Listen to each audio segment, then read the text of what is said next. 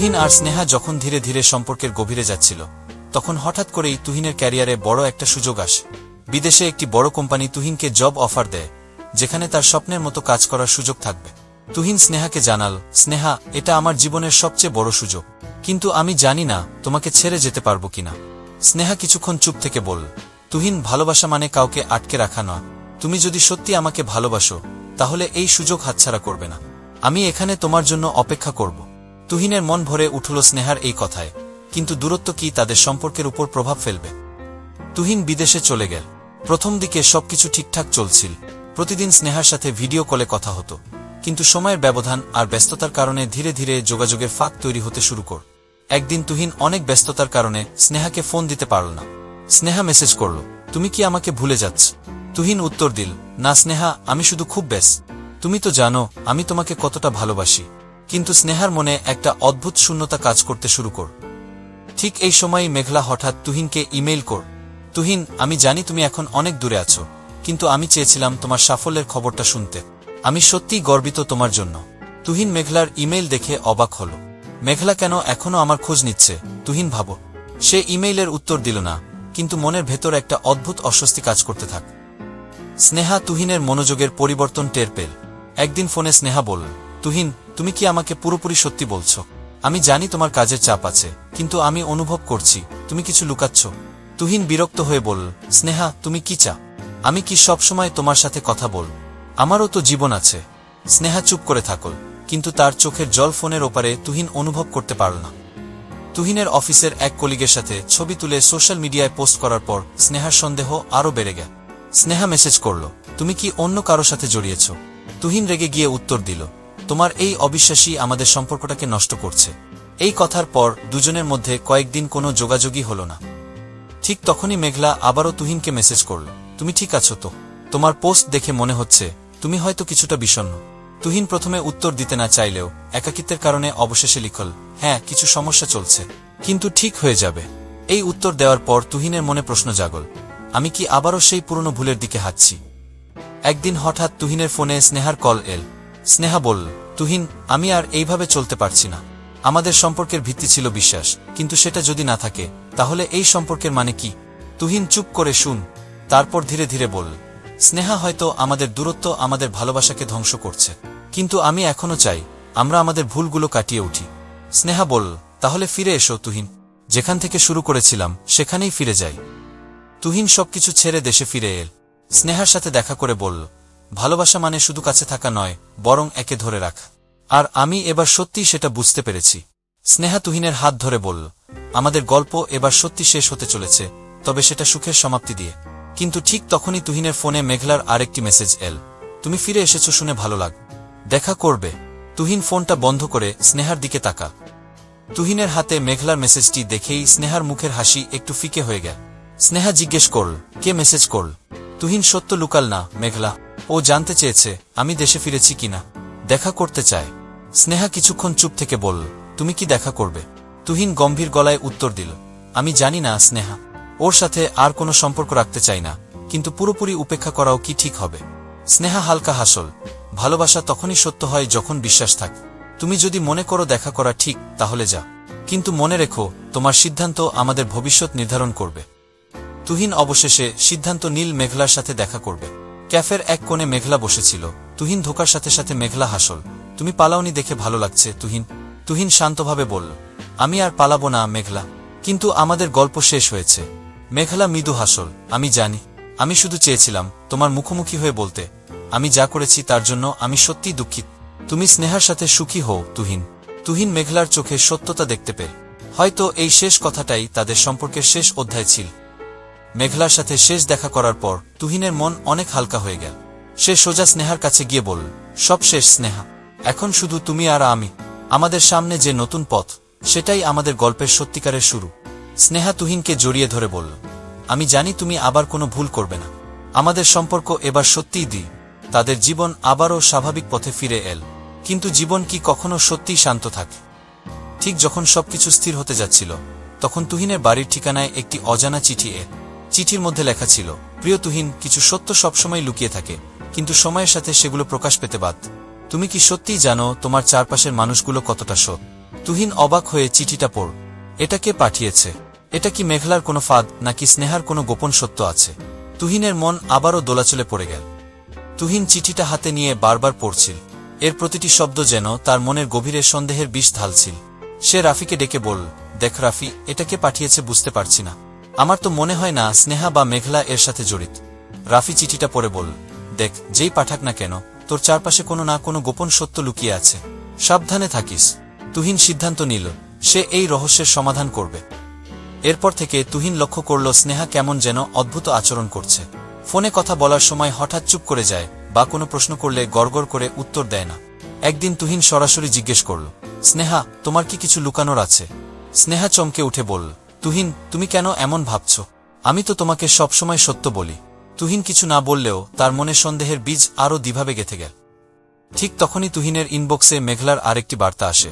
তুহিন, আমি জানি তুমি শান্তিতে নেই, কিন্তু বিশ্বাস করো, আমার কোনো হাত নেই এই চিঠির বিষয়ে। তবে সাবধানে থেকো, তোমার খুব কাছের কেউ হয়তো সত্যি লুকাচ্ছে। তুহিনের সন্দেহ আরও বেড়ে গেল। আমার খুব কাছের কেউ? তবে কি রাফি, নাকি সত্যিই স্নেহা? একদিন তুহিন রাফিকে জিজ্ঞেস করল, তুই কি কিছু জানিস রাফি? রাফি প্রথমে কিছুই বলতে চাইল না, কিন্তু তুহিনের চাপের মুখে স্বীকার করল, দেখো ভাই, আমি সত্যি জানি তোর চারপাশে সবকিছু ঠিক নেই। স্নেহা হয়তো কিছু লুকাচ্ছে, কিন্তু আমি নিশ্চিত না। তবে আমি জানি তোর সুখী জীবন অনেকের সহজ হচ্ছে না। তুহিনের মাথা ঘুরতে লাগ। এক রাতে তুহিনের ফোনে অজানা নাম্বার থেকে কল এল। তুমি যতই চেষ্টা করো, কিছু সত্য কখনোই জানা যাবে না তুহিন, সাবধানে থাকো। ফোনটা কেটে গেল। তুহিন আর রাফি পুলিশের সাহায্য নেয়ার কথা ভাবল, কিন্তু এই রহস্য যেন আরও জটিল হয়ে উঠ। তুহিন আর অপেক্ষা করতে পারল না। স্নেহাকে সরাসরি মুখোমুখি করে বলল, স্নেহা, যদি তুমি কিছু লুকাও এখনই বলো।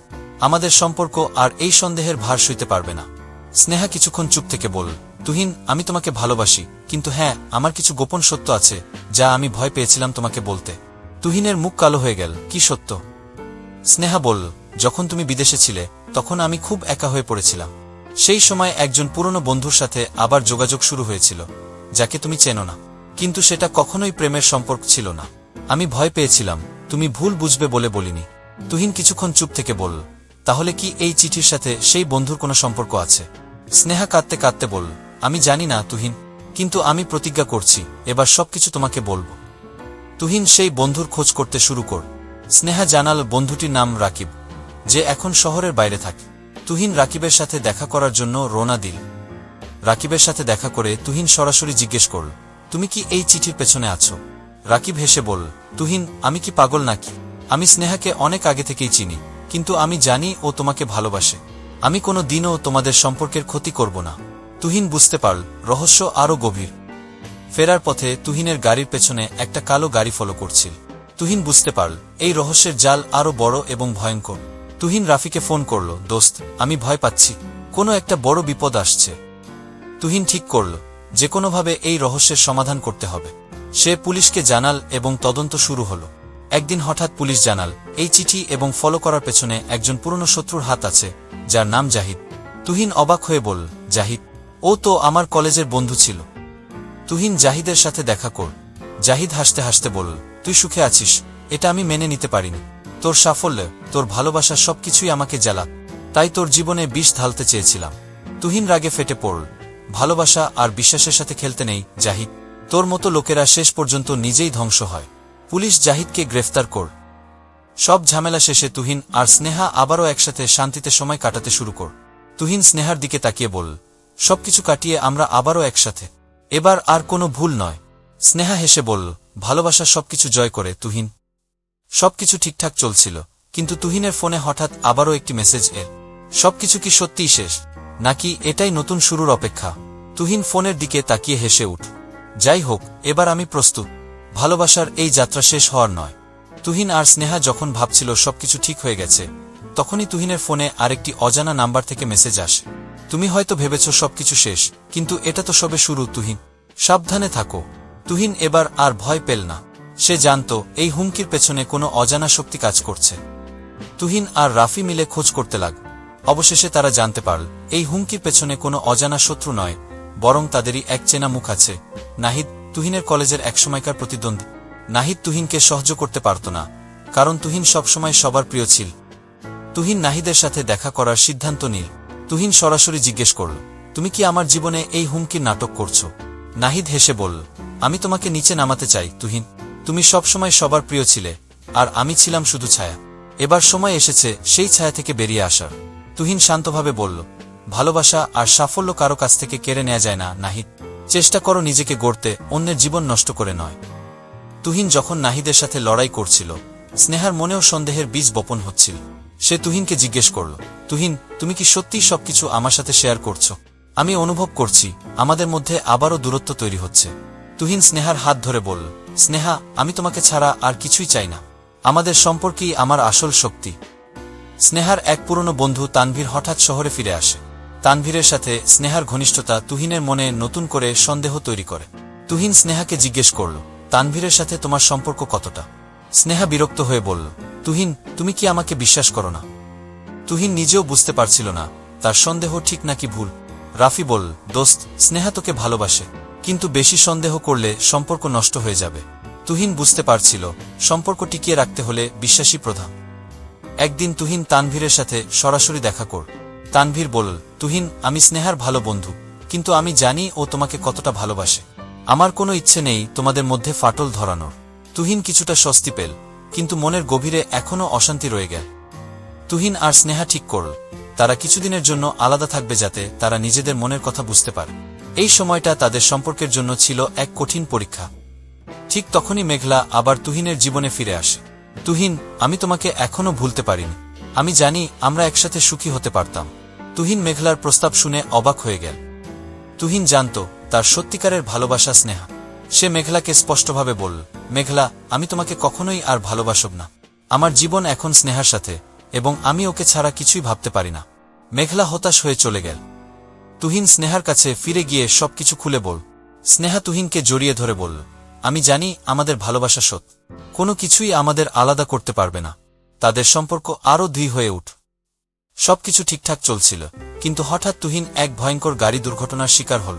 তুহিনের অবস্থা খুবই সংকটজনক ছিল। স্নেহা হাসপাতালের বাইরে বসে কাঁদছিল। স্নেহা তুহিনের কানে কানে বলল, তুমি আমার শক্তি তুহিন, তুমি আমাকে ছেড়ে যেতে পারো না। তুহিন ধীরে ধীরে চোখ খুল। স্নেহার ভালোবাসার শক্তি যেন তাকে মৃত্যুর মুখ থেকে ফিরিয়ে আন। দুর্ঘটনার পর তুহিন আর স্নেহা ঠিক করল তারা নতুন করে জীবন শুরু করবে। তারা বিয়ে করল, এবং তাদের জীবনে সুখের নতুন অধ্যায় শুরু হল। তুহিন আর স্নেহা জানত জীবন সহজ নয়, কিন্তু তাদের ভালোবাসা সবকিছু জয় করতে সক্ষম। তারা একসাথে দাঁড়িয়ে আকাশের দিকে তাকিয়ে বলল, ভালোবাসা কখনো হার মানে না। আমাদের গল্প চিরকাল বেঁচে থাকবে। বিয়ের পর তুহিন আর স্নেহা তাদের ছোট্ট ফ্ল্যাটে সুখের সংসার শুরু কর। সকালে একসাথে নাস্তা করা, রাতে টিভি দেখতে দেখতে হাসাহাসি করা, সবকিছুই যেন এক নতুন স্বপ্নের মতো। তুহিনের চাকরিতে প্রমোশন হল, যা ওদের জীবনকে আরও স্থিতিশীল কর। কিন্তু এই প্রমোশনের সাথে এল বাড়তি কাজের চাপ। তুহিনের অফিসের দায়িত্ব দিনে দিনে বেড়ে যেতে থাক। সকাল থেকে রাত পর্যন্ত কাজ, মিটিং, ক্লায়েন্টের সাথে ফোনে আলোচনা, সব মিলিয়ে তুহিন বেশ ব্যস্ত হয়ে পড়।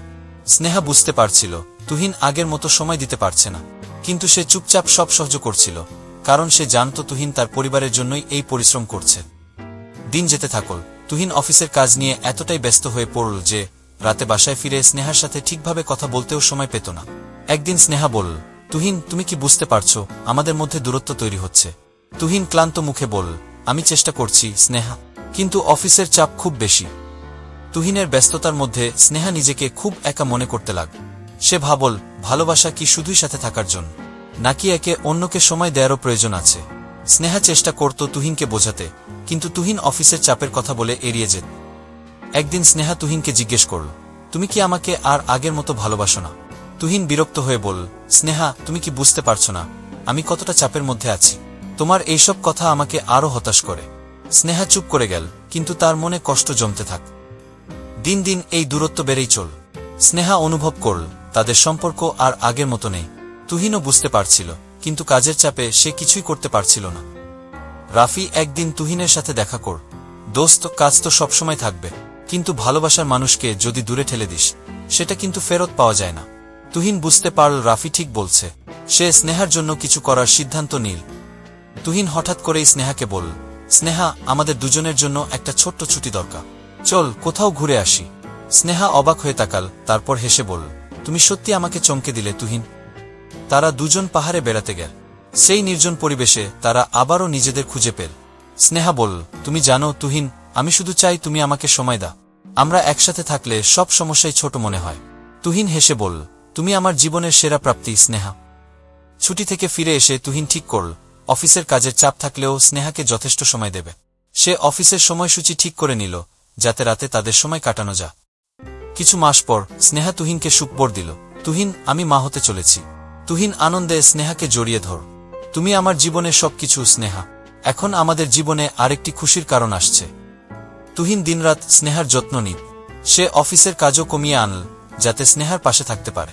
তাদের জীবনে আসন্ন এই নতুন অতিথি তাদের সম্পর্ক আরও দৃঢ় করে তুল।